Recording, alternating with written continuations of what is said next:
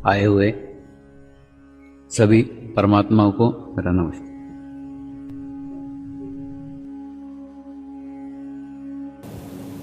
कई बार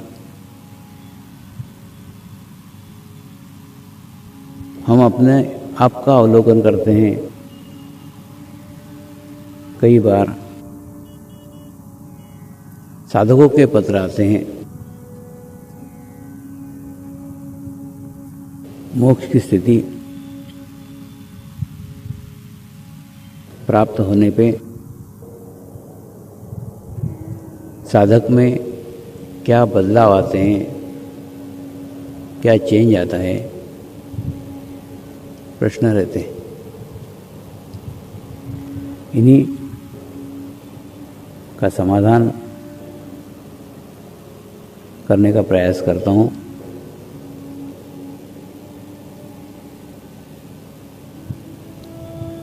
मोक्ष की स्थिति एक क्रमबद्ध, एक लयबद्ध ज्ञान की प्रक्रिया है, जो बड़े सूक्ष्म रूप से भीतर ही भीतर घटित होते रहती है। उस घटना की जानकारी हमें बाद में होती है, हमारे आसपास के लोगों को सर्वप्रथम होती है। इसको मानसिक तौर पे अनुभव किया जा सकता है, शारीरिक स्तर पे अनुभव किया जा सकता है, आर्थिक स्तर पे अनुभव किया जा सकता है, अनुभूति के स्तर पे अनुभव किया जा सकता है, आध्यात्मिक स्तर पे अनुभव किया जा सकता है। जब यह शारीरिक स्तर पे अनुभव होता है तो उसके अंदर हमें अनुभूतियाँ होती हैं। शारीरिक स्तर पे सुगंध की अनुभूति होती है। अगर आप हृदय चक्र तक विकसित हो गए हों तो आपको गुलाबों की महक, गुलाबों की खुशबू, गुलाबों की सुगंध आना प्रारंभ हो जाएगी। अगर आप सहस्त्रार चक्र तक विकसित हो गए हैं तो आपको चंदन की खुशबू आना प्रारंभ हो जाएगी। उस सुगंध को अनुभव करोगे। दूसरा, जब शारीरिक स्तर पे आपको अनुभूति होती है तो धीरे धीरे शरीर के विकारों से आपको मुक्ति मिल जाती है। दूसरा, यह एक प्रकार का संस्कार है।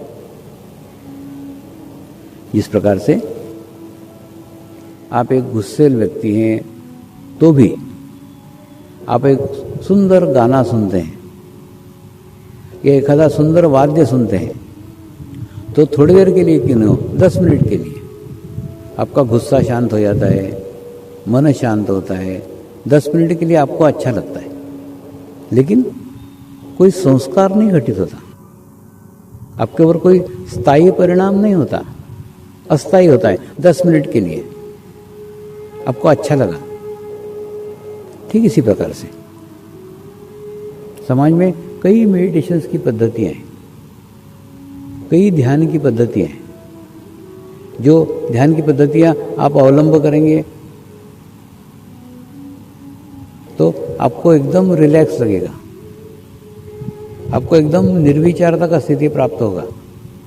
आपके सारे विचार थोड़ी देर के लिए बंद हो जाएंगे, और जैसे ही थोड़ी देर के लिए विचार बंद हो जाएंगे, आपका मन प्रसन्न हो जाएगा, आपका मन हल्का हो जाएगा। ये इसलिए होता है क्योंकि वो मेडिटेशंस की पद्धतियां आज्ञा चक्र तक सीमित है। आज्ञा चक्र पे जाके आपको निर्विचारता का स्थिति प्राप्त होता है, निर्विचारता का अनुभव होता है, और जैसे ही निर्विचारता का अनुभव होता है, एक शून्य की अवस्था आपको प्राप्त हो जाती है, आप रिलैक्स हो जाते हैं।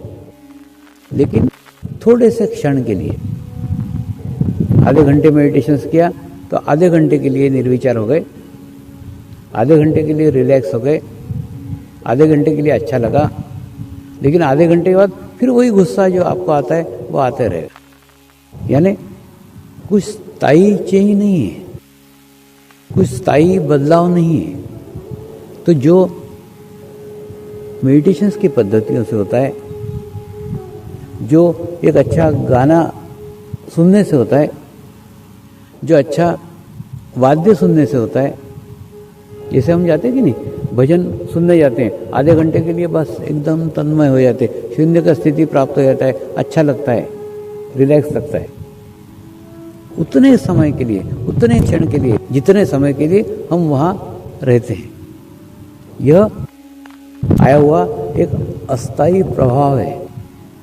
मन के ऊपर एक अस्थायी प्रभाव हो गया कि थोड़ी देर के लिए अच्छा लगा, थोड़ी देर के लिए विचार बंद हुए, थोड़ी देर के लिए निर्विचारता आई, लेकिन मूलभूत कुछ चेंज नहीं आया, मूलभूत कुछ बदलाव नहीं आया। लेकिन समर्पण ध्यान का ये विशेषता है, इसमें मूलभूत चेंज होता है, मूलभूत बदलाव होता है।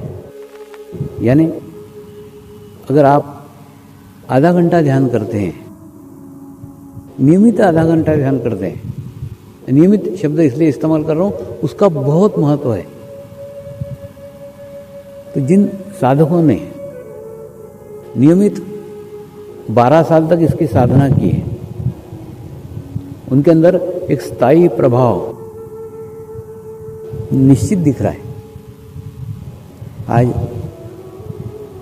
समर्पण ध्यान को भी समाज में आए 12 साल हो गए, तो एक स्पेल, एक कार्यकाल साधकों का तैयार हो गए।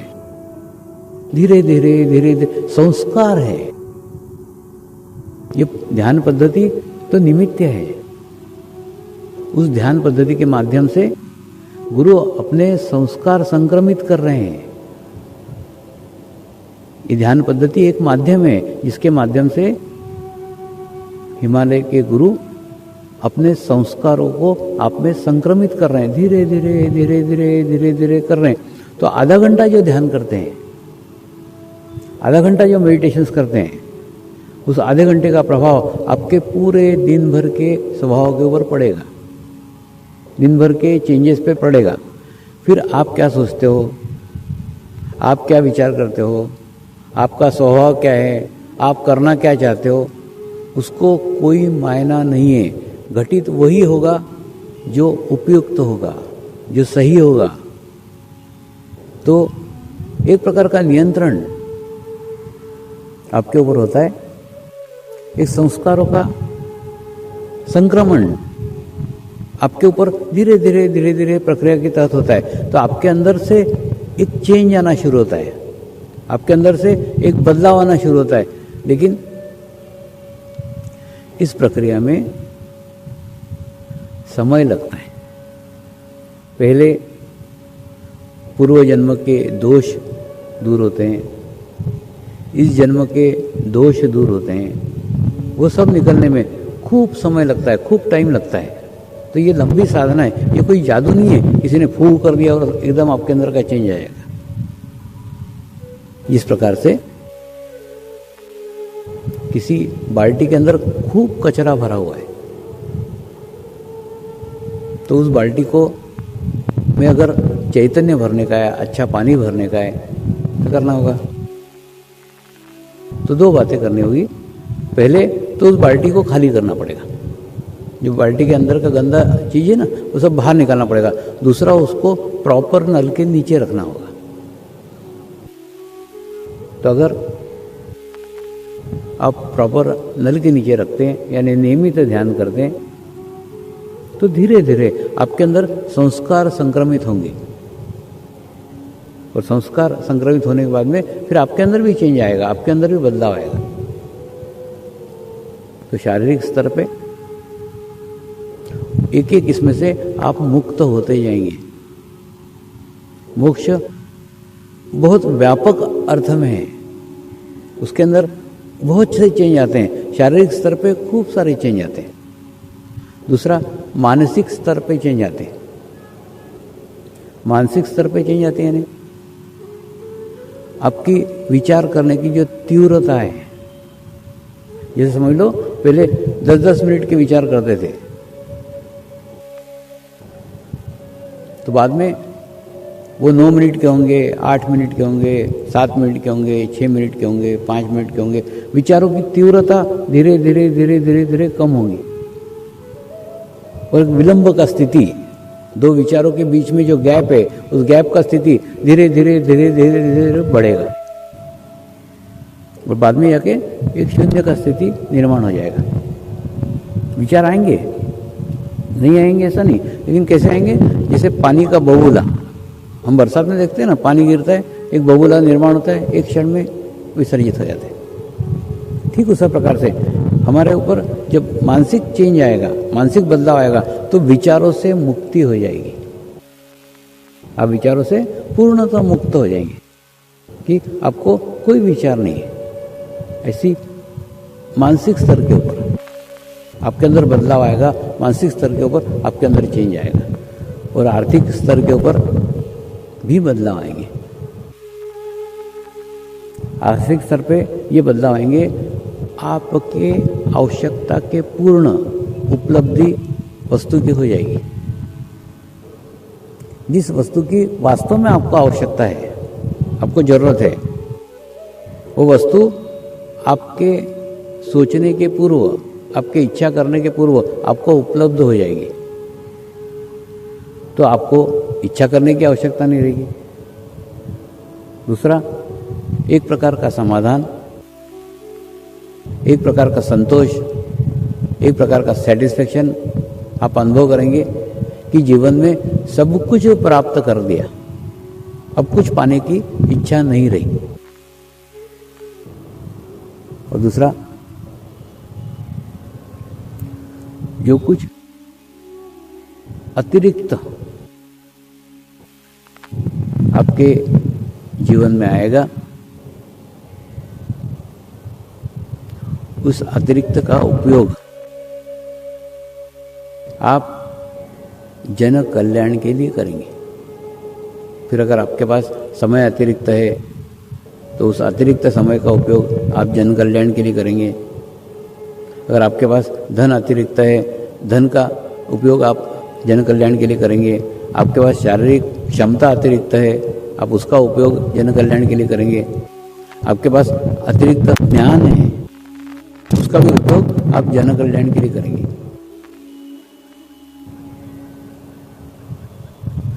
आप आपके पास रख ही नहीं सकते, कोई भी चीज संग्रह नहीं कर सकते, संग्रह नहीं हो पाएगा। इसको दे दिया, उसको दे दिया, उसको दे दिया, ऑटोमेटिकली प्रक्रिया घटित हो जाएगी। दूसरा,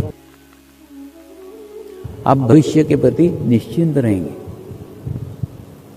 किसी प्रकार की आशंका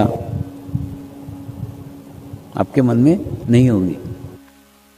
तो आर्थिक स्तर के ऊपर भी उसके अंदर चेंज है, आर्थिक स्तर पे और बदलाव है।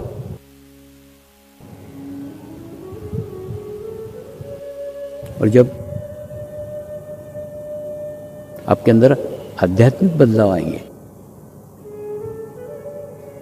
आप आध्यात्मिक स्तर पे शरीर से भी मुक्त हो जाएंगे। शरीर से भी मुक्त होना यानी शरीर में है, शरीर धारण किया हुआ है, शरीर छोड़ा नहीं है, उसके बावजूद भी शरीर के विकारों से आप मुक्त हो गए। शरीर के कोई विकार का प्रभाव आपके ऊपर नहीं होगा। इसलिए नहीं होगा क्योंकि इस स्थिति को प्राप्त करते समय आपका आभामंडल विकसित हो चुका होगा और आभामंडल विकसित हो जाने के बाद में आपको एक प्रकार का प्रोटेक्शन, आपको एक प्रकार का सुरक्षा कवच आपके आसपास निर्माण हो जाएगा, जो बाहर से आने वाले दूषित ऊर्जा से, दूषित विचारों से, दूषित वातावरण से आपको सुरक्षा प्रदान करेगा। लेकिन यह स्थिति आते आते आप देह से परे अनुभव करना प्रारंभ कर देंगे।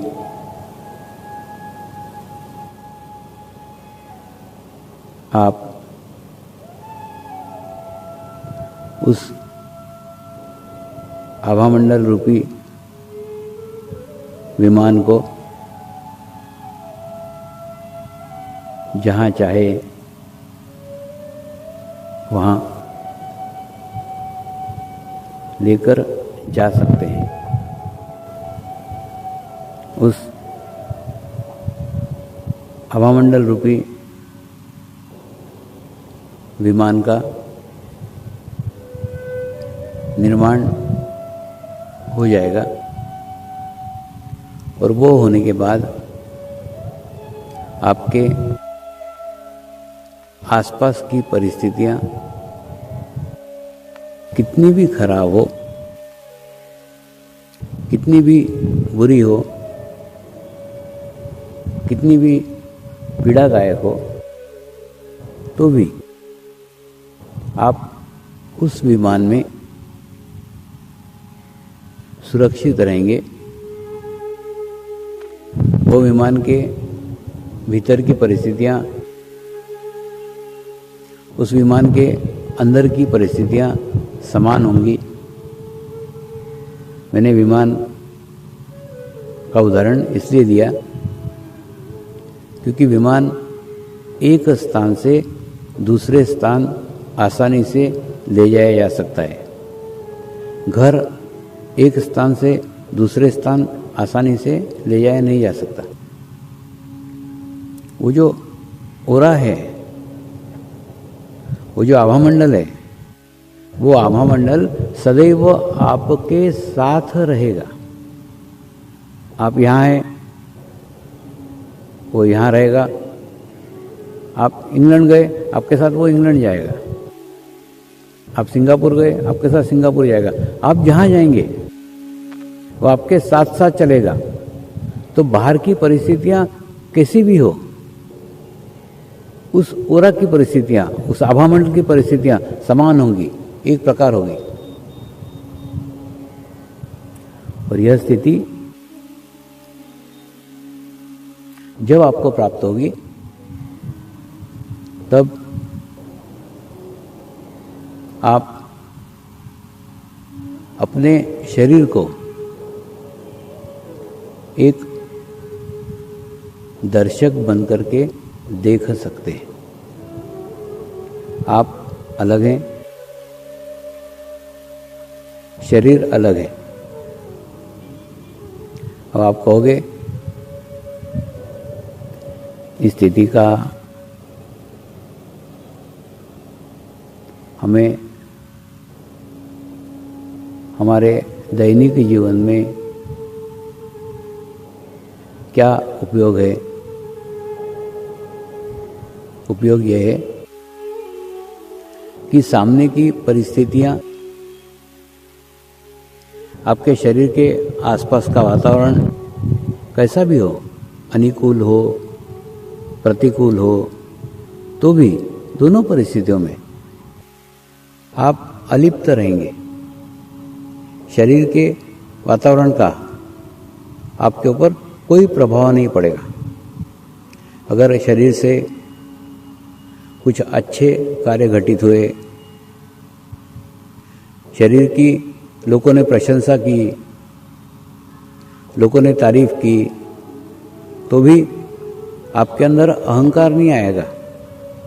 आप एक दर्शक बन करके देखोगे, शरीर के माध्यम से खूब कार्य हुआ, लोग शरीर की प्रशंसा कर रहे हैं, लोग शरीर की तारीफ कर रहे हैं, मैं शरीर नहीं हूँ। आप एक दर्शक बन करके उस शरीर को देखोगे तो अहंकार आपको नहीं आएगा, क्योंकि आप शरीर नहीं हो। कभी कोई आपका परिचित, कोई आपका रिश्तेदार किसी कारण आपसे विवाद करता है, आपसे झगड़ा करता है, आपका अपमान करता है, तो भी आप एक अलिप्त भाव रख के देखोगे कि वो रिश्तेदार उस शरीर का अपमान कर रहा है, उस शरीर का इंसल्ट कर रहा है, मैं शरीर नहीं हूँ। तो एक अलिप्त भाव रख के आप एक दर्शक के समान उस घटना को देखोगे, ना किसी अच्छी घटना से प्रभावित होगे, ना किसी बुरी घटना से प्रभावित होंगे। दोनों ही परिस्थितियों में आप अलिप्त रहेंगे। दूसरा, अगर मान लो कि एवरेज एज मनुष्य की 80 साल है, तो 40 साल हो गए, यानी आपका आधा जीवन समाप्त हो गया, बचा 40 साल। इस 40 साल में शरीर भी आपको इंडिकेशन देने लग जाता है, शरीर भी आपको संकेत देने लग जाता है, शरीर भी आपको इशारे करने लग जाता है, शरीर भी आपको समझाने लग जाता है कि मैं नाशवान हूँ, मैं नाशवान हूँ, मैं नाशवान हूँ। कैसे कहता है? एक एक शरीर की तकलीफ़ें, एक एक शरीर की व्याधियाँ, एक एक शरीर की कमजोरियाँ उभर करके आती है। फिर अपन याद करते हैं कि जवानी के दफ़े हम इतना चल सकते थे, इतना कार्य कर सकते थे, आजकल थोड़ी सांस फूलने लग गई है, आजकल उतना मैं फिट नहीं रहा जितना पहले फिट था। तो शरीर भी संकेत देने लग जाता है कि वो इशारे कर रहा है, संकेत दे रहा है कि अब तो मेरा पीछा छोड़, अब तो मुझसे अलग हो जा। तो उस शरीर के संकेतों को समझो,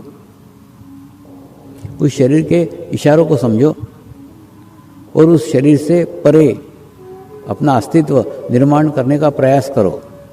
40 के बाद आप इस प्रक्रिया में जितने सफल होंगे, जितने सक्सेसफुल होंगे, उतना 40 के बाद का बाकी 40 साल आपका जीवन शांत, समाधानी, सुखी व्यतीत होगा।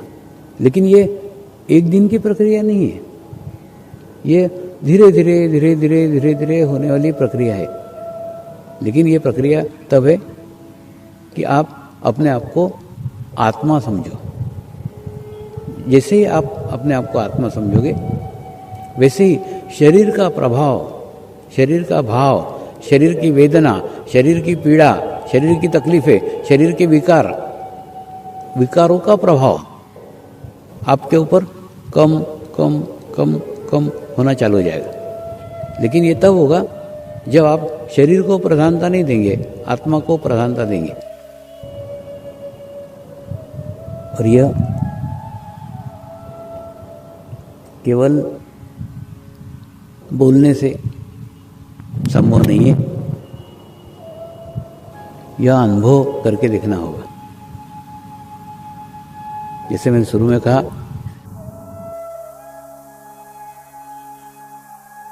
परमात्मा भीतर है, परमात्मा अंदर है, लेकिन अंदर का परमात्मा,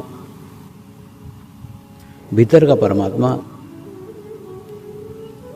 तभी अनुभव हो सकता है जब कोई भीतर गया हुआ पुरुष,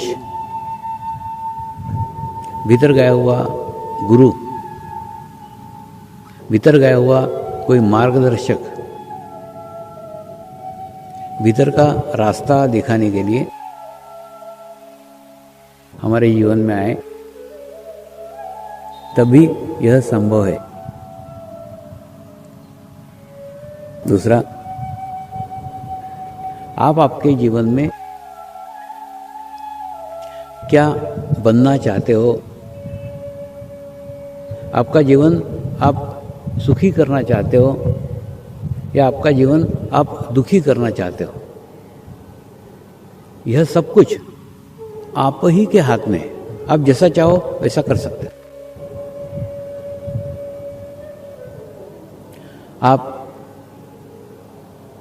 आपका जीवन अगर सुखी करना चाहते हैं तो आप अपने आप को आत्मा समझो। अगर आप अपने जीवन को दुखी करना चाहते हैं तो आप अपने आप को शरीर समझो। क्योंकि जितना शरीर का भाव आपके जीवन में अधिक होगा, उतना ही दुख आपको अनुभव होगा। और जितना ही आत्मा का भाव आपके जीवन में अधिक होगा, तो एक आत्मानंद के सागर में सारा जीवन व्यतीत हो जाएगा। न दुख का कभी अनुभव होगा, न सुख का कभी अनुभव होगा। ध्यान वह उच्च स्थिति है जिस स्थिति में न सुख का कोई अनुभव है, न दुख का कोई अनुभव है। कई जगह कई महात्माएं आपको ऐसे बोलते दिखेंगे कि सुख को छोड़ो, दुख को अपनाओ, सुख को छोड़ो, दुख को अपनाओ। लेकिन वास्तव में जो मनुष्य दुख को अनुभव कर सकता है, वो व्यक्ति सुख को भी अनुभव कर सकता है। और जो व्यक्ति सुख को अनुभव कर सकता है, वो व्यक्ति दुख को भी अनुभव कर सकता है। एक ही सिक्के के दो पहलू हैं, सुख और दुख। ध्यान उसके ऊपर की स्थिति है। मैं जो आत्मा के साथ रहने की बात कर रहा हूं, वो उसके ऊपर की स्थिति है। उस स्थिति में जाने के बाद ना आपको सुख का कोई अहंकार आएगा, ना कोई दुख का आत्मग्लानि होगा। ये जो आत्महत्या करते कि नहीं, ये आत्महत्या, आत्मा को कोई मार सकता है क्या? नहीं, मारते हैं शरीर को। तो जब शरीर का अभाव अत्यधिक बढ़ जाता है, अपने आप को संपूर्ण शरीर मनुष्य समझने लग जाता है, तभी वह आत्महत्या करने के लिए प्रेरित होता है। ये सामूहिक अपने परिवार का आत्महत्या कर लेता है। ये शरीर का अत्यधिक भाव बढ़ने के कारण घटित होता है। आत्मा को कोई नहीं मार सकता। जिस प्रकार से सूर्योदय होता है और सूर्योदय होने के बाद में हमारे घर के दरवाजे के दरार से एक छोटी सी सूरज की किरण हमारे अंधेरे घर में प्रवेश करती है। दिखती है हमको ऐसी एक बारीक सी लकीर घर में आ रही है। तो हम सोचते हैं सूर्य प्रकाश आ रहा है, सूरज की किरण आ रही है, और उस सूरज के किरण को ही हम सर्वस्व समझ के बैठ जाते हैं। ठीक उसी प्रकार से हमारे आत्मा को ही सर्वस्व समझ के बैठ जाते हैं।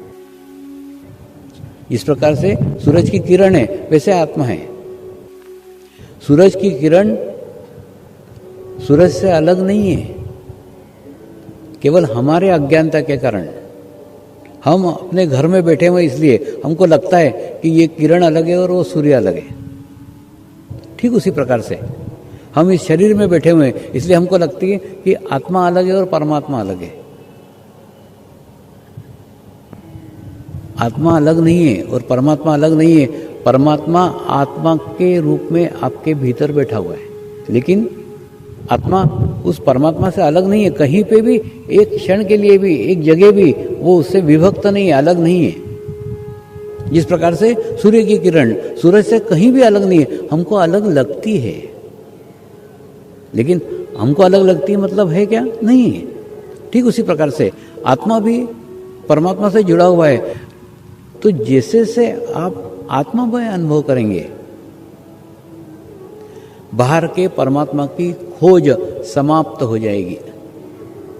आप आपके आत्मा की प्राप्ति करके उस परमात्मा की प्राप्ति कर लेंगे, फिर परमात्मा को बाहर खोजने की आवश्यकता ही नहीं रही। और जब आपके भीतर का वो परमात्मा जागृत होगा,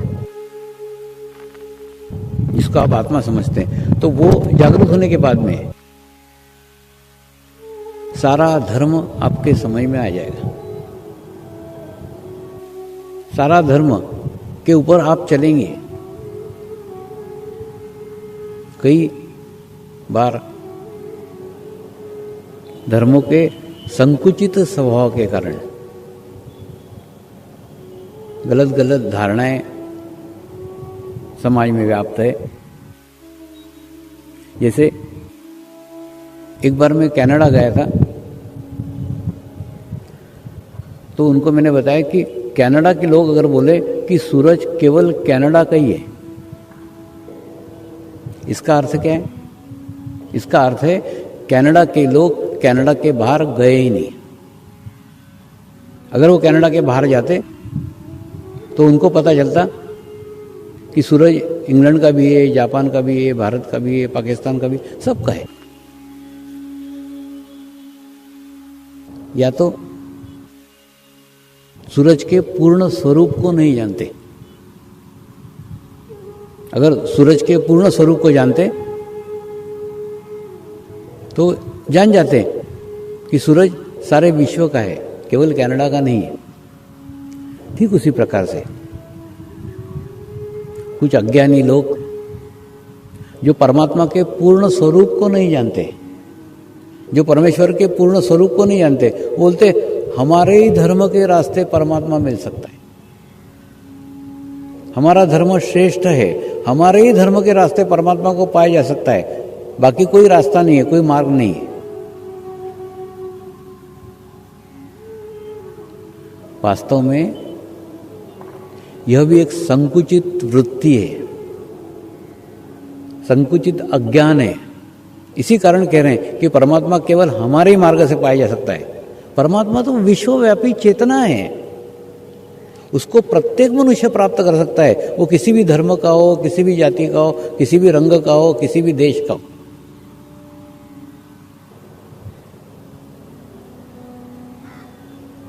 तो निश्चित ही उस परमात्मा को पाने का मार्ग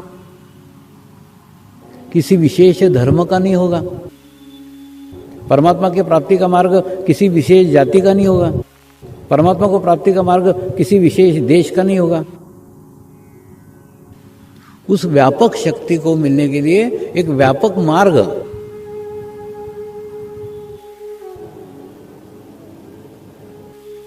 होना चाहिए और है, लेकिन उस मार्ग की जानकारी हमें नहीं है।